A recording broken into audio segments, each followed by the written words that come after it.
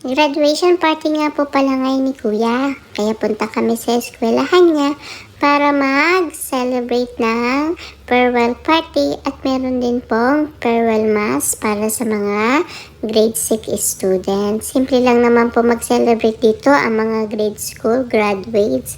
Kaya nung nakapasok kami dito sa eskwelahan, hinahanap ko kung nasaan na si Kuya at nakikisabay ako dito sa mga kapwa bata sa pagtakbo-takbo. Ang iba nga po, binabati na ako sa pangalan kasi kilala lang nila ako. Madalas po kasi akong pumupunta dito kapag kailangan pumunta para sa school ni Kuya. At nung pagdating namin sa gym, ayan, nakita ko na ang Kuya ko.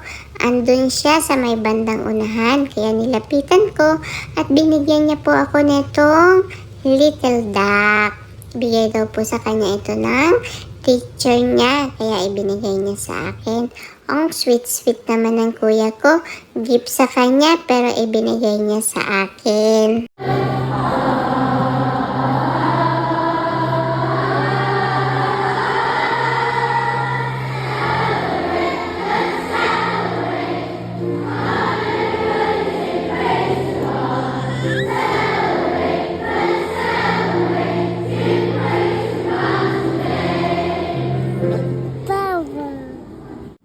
Let us pray that we will go in love, knowledge, and faith over the summer months. We pray the Lord.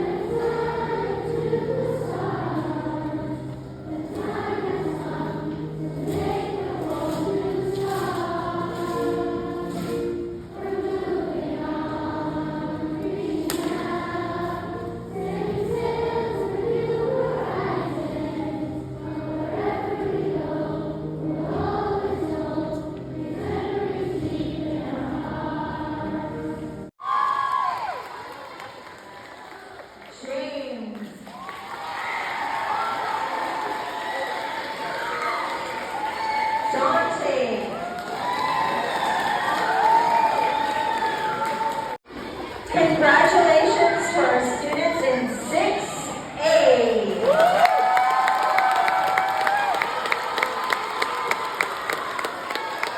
Ganito lang po kasimple ang graduation ng mga grade school student dito sa Canada. Hindi po sila nagsusuot ng toga-toga kasi hindi rin naman po sila nag-uniform for the whole year.